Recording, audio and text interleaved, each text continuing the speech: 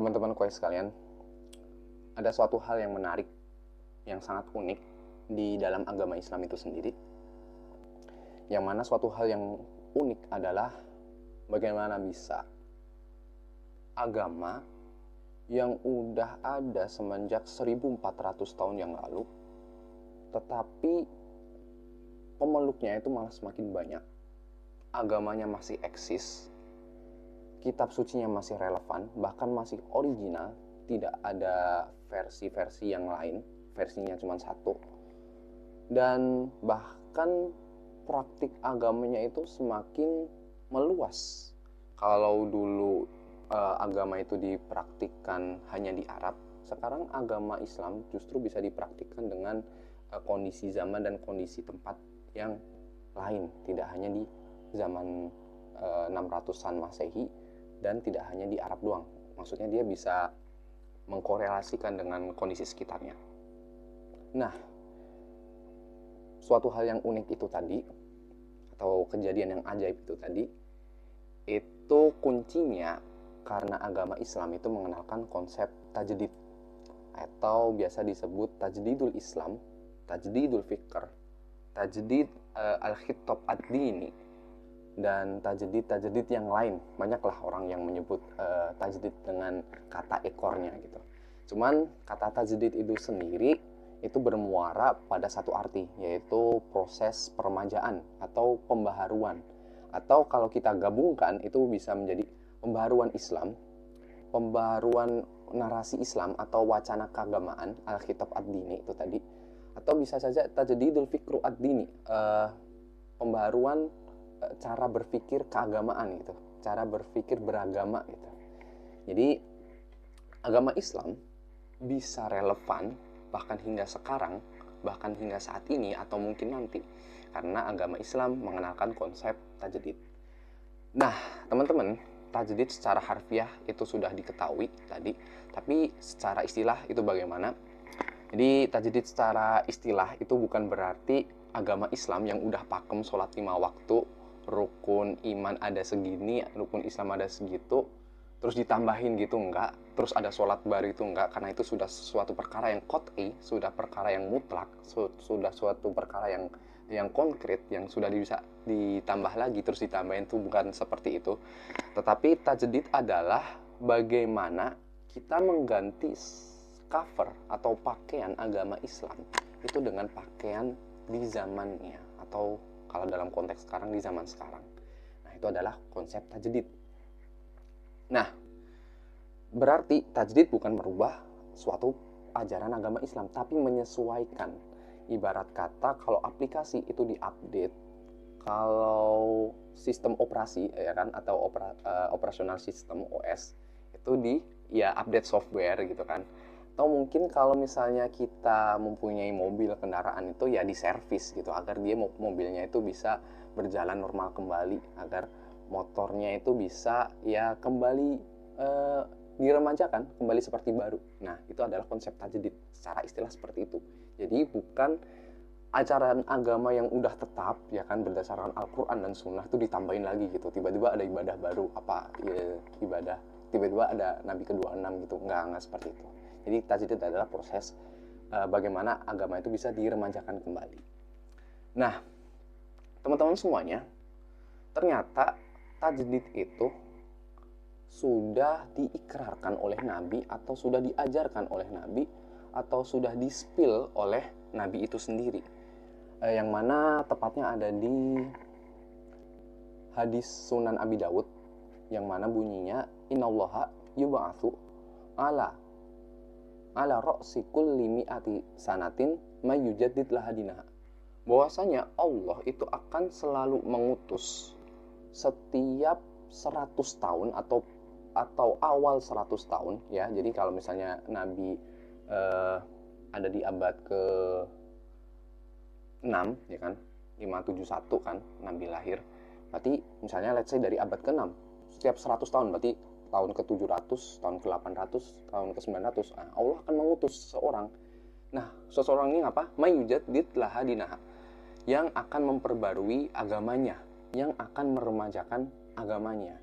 Jadi Nabi yang udah dari 1400 tahun itu sendiri itu sudah bakal mengikrarkan, nanti bakal ada yang membawa bagaimana agama ini yang saya bawa, Nabi Muhammad, itu selalu relevan dengan zamannya, apapun zaman itu, bagaimana zaman itu, dan dimanapun tempatnya. Karena kalau kita logika ya, agama yang turun 1400 tahun yang lalu di zaman Nabi yang dimana secara geografisnya di Arab, jauh dari peradaban, karena pada zaman itu ada peradaban Romawi ya, Rum dan Persia, ada peradaban Arab gitu, yang mana peradaban Arab ini tertinggal. Tapi ternyata agama ini bisa sampai di kita, di Indonesia, di era serba teknologi, di Asia gitu kan. Maksudnya kan Arab ke Indonesia kan sangat beda kan secara geografis. Terus kok bisa gitu kita bisa memeluk Islam dengan agama yang berasal dari bukan tempat kita gitu. Nah, itu kuncinya adalah tajdid itu tadi. Nah, tajdid ini juga sering dikaitkan dengan ijtihad, yang mana ijtihad itu adalah sumber hukum keempat setelah Al-Quran, hadis, dan qiyas. Nah, ijtihad ini ya menjadi dalil juga sebagai konsep tajdid itu sendiri. Yang mana kalau kita pikir Al-Quran sama hadis itu kan jumlahnya sangat terbatas ya. Yang mana kalau Al-Quran itu kan ada 114 surat, 30 juz, dan beberapa ulama itu mengkategorikan atau mengklasifikasikan ayat-ayat Al-Quran yang bisa diambil hukum itu jumlahnya hanya 200 ya, cuma 200 ayat doang. Hadis itu dari beribu-ribu hadis, yang ada hadis sahih itu cuma berapa ribu. Kemudian hadis yang bisa diambil hukum itu cuma 1400. Contohnya kayak di Bulughul Maram, kitab Bulughul Maram, kitab hadis hukum, itu jumlahnya 1400. 1400 tambah 200 kan 1600 doang. Tapi zaman kan semakin kompleks, hukum-hukum semakin kompleks. Nah, kenapa bisa ada hukum gimana kita bertransaksi lewat bank, ada hukum gimana kita mungkin bertransaksi lewat aplikasi online? Itu kan karena ada konsep ijtihad itu tadi, yang mana kita mengambil hukum bukan dari Al-Quran, bukan berarti dari sunnah, karena tidak ada teks eksplisitnya yang membahas itu. Kemudian kita kaitkan mungkin dengan bahan-bahan yang Al-Quran dan sunnah itu tadi untuk menjadi lahir suatu hukum baru. Nah, itu namanya ijtihad. Nah, ijtihad ini juga menjadi salah satu dalil dari konsep tajdid dalam agama Islam itu sendiri. Nah, teman-teman kuai sekalian, tajdid ini sangat begitu penting, apalagi di zaman sekarang, agar kita selalu memperbarui cover agama kita gitu ya, seperti itu. Banyak para ulama kontemporer bahkan yang sangat menstimulasi kita untuk memahami bahwa konsep tajdid itu sangat penting sekali. Salah satunya ada salah satu guru di Universitas Al-Azhar, namanya Dr. Hamdi Zakzouk. Beliau berpesan bahwasanya tajdid itu sangat penting. Itu kenapa? Apalagi tajdid agama ya. Tajdid agama itu sangat penting. Kenapa? Karena kalau tidak ada tajdid, kalau agama Islam itu tidak diremajakan, itu bakal tajam mada al-hayah. Hidup itu bakal stuck. Hidup itu bakal bakal saklek.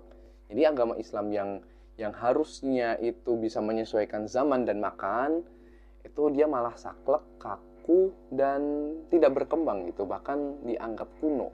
Nah, itu salah satu urgensi dari tajdid menurut Dr. Hamdi Zakzouk.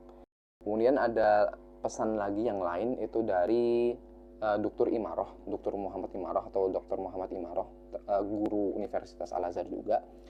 Menurut beliau, tajdid ini sangat penting. Kenapa? Karena kalau tajdid itu nggak ada, permajaan agama Islam itu nggak ada, itu apa? Tahaddasa al-fajwah baina asy-syariah al-islamiyah wa mutatallibatil waqi. Karena kalau tajdid itu nggak ada nih, proses permajaan itu tadi nggak ada, itu nanti bakal apa? Tahaddasa al-fajwah, bakal ada pertikaian antara apa? Baina asy-syariah islamiyah, antara agama Islam, dan mutatallibatil waqi, dan keadaan kehidupan itu sendiri gitu, atau bakal bertabrakan dengan apa ya, permintaan-permintaan, bukan permintaan ya, lebih ke keperluan-keperluan di zaman itu sendiri gitu. Jadi misalnya let's say tiba-tiba ada, misalnya gini, dulu jual beli di zaman Nabi sistemnya barter, sistemnya pakai dinar dirham gitu kan. Tiba-tiba ada uang, tiba-tiba ada GoPay misal, tiba-tiba ada QRIS misal, atau QRIS ya, tergantung kalian bacanya gimana. Nah akhirnya kan ini tidak bisa disesuaikan gitu. Kalau misalnya kita saklek gitu kan, kalau pakai bahasanya Syekh Hamdi Zawzuk tadi kan tajam ada al hayah, kita bakal saklek, ya udah mata uang tuh dinar, mata uang tuh dirham, gak ada mata uang yang lain. Tapi kalau kita bisa mentajdid nih, oh ternyata kondisi zaman tuh sekarang kayak gini loh, mata uang tuh harus kayak gini. Nah akhirnya itu diremajakan gitu kan. Oh mata uang itu bisa juga pakai duit kertas, bisa juga pakai GoPay. Nah kalau misalnya tajdid itu tadi nggak ada, bakal tahaddasa al-fajwah, bakal ada pertikaian kayak gitu.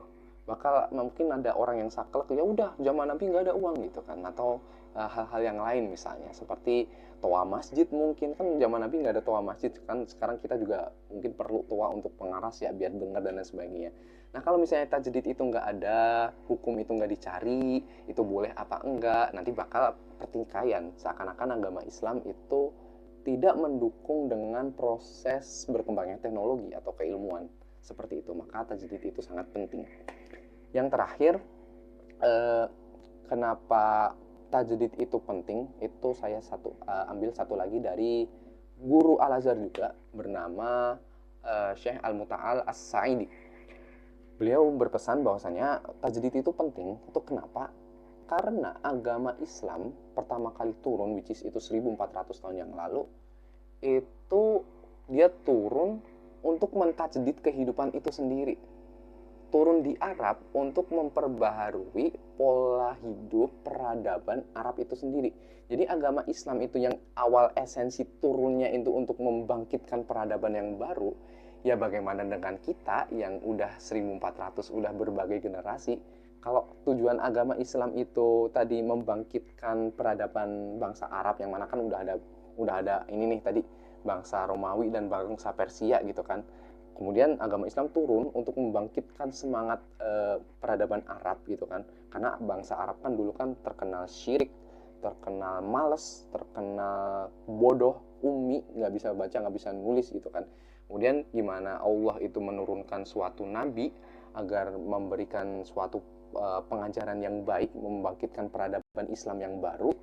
Bagaimana dengan kita sekarang gitu kan, kayak gitu. Jadi agama Islam itu juga bukan laisa ibadatan fakot gitu kan, tapi juga bagaimana kita membangun suatu peradaban.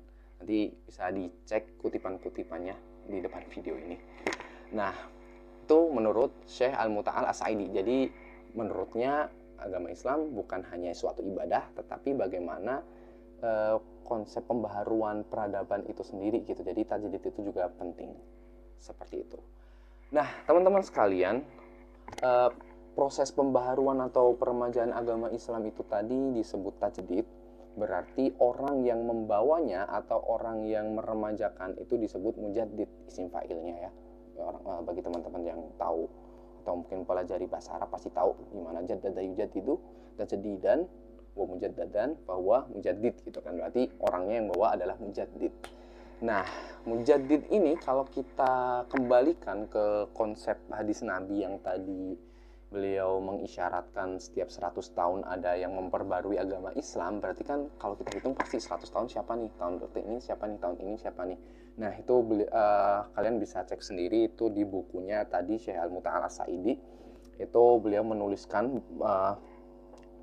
seorang mujaddid dari abad pertama Islam Hijriyah, abad kedua Hijriyah, abad ketiga Hijriyah, itu ditulis siapa aja yang termasuk dan produknya apa gitu kan. Mujaddidnya siapa itu bisa cek sendiri. Tapi teman-teman sekalian, karena ini masih video pertama dan belum video yang lebih lanjut, mungkin beberapa aja ya kali ya. Misalnya kayak di zaman sahabat. Jadi wacana pembaruan agama Islam atau wacana peremajaan agama Islam itu dari dulu tuh emang sudah ada gitu kan. Buktinya kita aja bisa memeluk agama Islam itu sendiri bagaimana di zaman-zaman yang dulu gitu kan. Berarti kan kita perlu berterima kasih juga kepada orang-orang yang sudah memperbarui agama itu sendiri. Misalnya Nabi kan meninggal tuh kan, habis itu diteruskan oleh Khulafaur Rasyidin. Nah, Khulafaur Rasyidin ini ternyata juga termasuk seorang mujaddid. Kenapa? Buktinya aja misalnya di zaman Khalifah Abu Bakar As-Siddiq radhiyallahu anhu. Nah, Sayyidina Abu Bakar ini apa? Salah satu produk tajdidnya itu ketika perang nih, ketika memerangi kaum Riddah gitu kan, ketika perang lah dengan orang-orang yang tidak mau membayar zakat. Itu ternyata dari pasukan orang Islam, dari pasukan muslimin itu banyak qurra atau banyak para penghafal Al-Qur'an itu yang meninggal gitu, yang syahid gitu kan. Nah, yang mana pada zaman Nabi itu belum ada Al-Quran fisik ya, belum ada Al-Quran yang seperti kita baca sekarang itu, belum ada. Jadi dulu Al-Quran itu diriwayatkan ya di pelepah kurma, ya di batu, ya di kulit onta dan lain sebagainya. Jadi belum ada Al-Quran fisik yang dibukukan secara utuh gitu. Nah, akhirnya atas dasar banyak para penghafal Quran itu syahid, itu ditakutkan Al-Quran itu bakal mungkin punah atau mungkin Al-Quran itu bakal ada yang hilang satu ayat, dua ayat, satu surat seperti itu. Kemudian ada Sayyidina Abu Bakar kemudian menyarankan, wahai Sayyidina Abu Bakar, kata Sayyidina Umar ya, ayo kita kumpulin Al-Quran nih, jadiin satu, agar apa? Nanti kalau misalnya takutnya ada yang syahid lagi, takutnya ada yang banyak yang meninggal lagi kalau perang, kita udah ada rujukan yang tertulis gitu. Akhirnya pada zaman Sayyidina Abu Bakar dikumpulkanlah Al-Quran jilid pertama, yang mana nanti akan dilanjutkan juga di zamannya Sayyidina Utsman. Nah, secara nggak langsung konsep yang dibawa oleh Sayyidina Abu Bakar dan Sayyidina Umar bin Khattab ini adalah suatu pembaharuan ya. Boleh apa enggak? Ya boleh. Maksudnya itu kan demi kebaikan agama Islam itu sendiri, demi maslahah gitu kan. Yang mana yang tadinya belum ada Al-Quran sekarang jadi ada Al-Quran dalam konteks fisik gitu ya. Nah, dari situ itu adalah mungkin bisa disebut tajdid, produk tajdid, salah satu produk tajdid yang ada di abad pertama Hijriyah. Seperti itu. Atau mungkin kalau kita lebih jauh atau ke zaman generasi-generasi selanjutnya, itu ada siapa? Misalnya Imam Syafi'i. Nah, Imam Syafi'i ini kan beliau terkenal menulis kitab Ar-Risalah. Kitab Ar-Risalah adalah kitab usul fiqh pertama, usul fikih. Nah, beliau seorang mujadid. Kenapa? Karena di sebelum zaman itu belum ada ilmu yang namanya usul fikih. Usul fikih adalah ilmu yang mempelajari bagaimana kita menarik suatu hukum gitu kan, suatu hukum syariat yang belum ada di nas-nas syar'i gitu atau teks-teks wahyu gitu kan. Nah, gimana prosedurnya, gimana tata caranya itu dibahas di usul fiqh. Nah, siapa yang membawa pertama? Adalah Imam Syafi'i. Ya karena apa? Ya karena kebutuhan. Karena agama Islam semakin kompleks, wilayahnya semakin luas, banyak hukum-hukum yang belum dicari. Akhirnya Imam Syafi'i membuat suatu prosedur yang dinamakan usul fiqh untuk kemudian nanti dikembangkan, dipraktikkan ya, untuk menjadi suatu hukum yang baru yang belum ada di dalam Al-Quran dan Sunnah. Seorang mujadid juga konsep tajdidnya adalah usul fiqh itu tadi. Atau mungkin yang lain seperti kalau dalam bidang akidah ya misalnya, karena tajdid itu tidak hanya terbatas dalam konsep fikih, tidak terbatas hanya dalam mungkin fan-fan ilmu yang lain, karena di akidah juga itu juga ada namanya konsep tajdid gitu. Misalnya kayak Imam siapa ya? Abu Hasan Al-Asy'ari lah ya, Abu Hasan Al-Asy'ari salah satu pendiri mazhab teologi Asy'ariyah atau Asy'ariyah. Nah, beliau juga disebut mujadid. Kenapa? Karena gini, sejarah panjangnya ya. Kita ngomongin sejarah panjangnya. Karena pada zaman dinasti Umayyah, pada masa dinasti Umayyah akhir-akhir itu terdapat banyak mazhab teologi baru karena terpengaruhi oleh filsafat Yunani gitu ya. Ada Qadariyah sama Jabariyah ya. Yang mana Qadariyah itu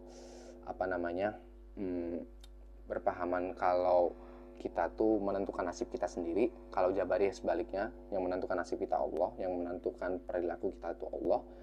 Nah, habis itu lahirlah satu dari pertentangan dua kubu ini, lahirlah satu mazhab yang disebut Mu'tazilah.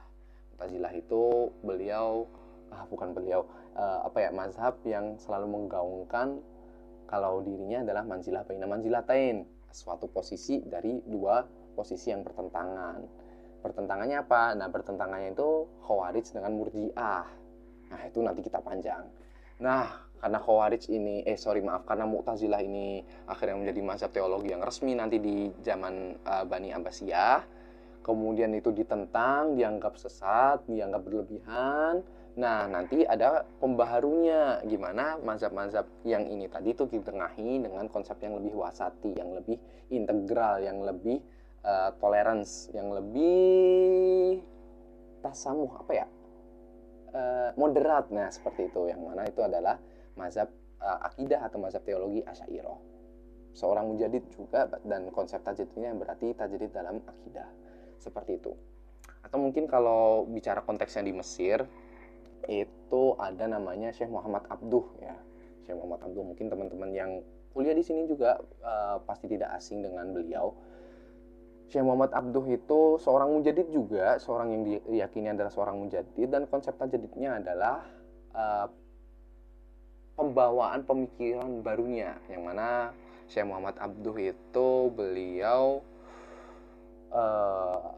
sangat menstimulasi kita untuk berpikir secara bebas, dalam artian berpikir tidak taklid buta gitu ya, atau berpikir secara rasional seperti itu. Karena pada zamannya Syekh Muhammad Abduh tuh umat Islam dinilai mandul dalam arti pemikiran, dalam arti sains, dalam arti konsep perubahan zaman. Jadi terlalu dilarut-larutkan dengan masa lalu, yang mana orang-orangnya, para pemeluknya banyak melakukan taklid buta. Akhirnya Syekh Muhammad Abduh merumuskan bahwasanya orang Islam itu ya berpikir kritis itu wajib. Nah, dan seperti itu dan lain sebagainya. Karena mujadid itu banyak dan konsep tajdid itu banyak. Bagaimana lanjutnya? Mungkin kita saat ini di kuis ini akan membahas secara lebih dalam tajdid itu apa, konsepnya gimana, syaratnya seperti apa. Nanti mungkin kita bahas. Video ini hanya sebagai pendahuluan saja, yang mana nanti pasti dilanjutkan dengan video-video yang lain. Saya juga berencana membahas satu orang mujadid gitu ya. Saya mujadid dalam abad pertama itu siapa, nanti kita bahas produk tajdidnya apa dan lain sebagainya. Video ini hanya menjadi pembuka. Seperti itu teman-teman kuis semuanya, semoga bisa dipahami. Terima kasih.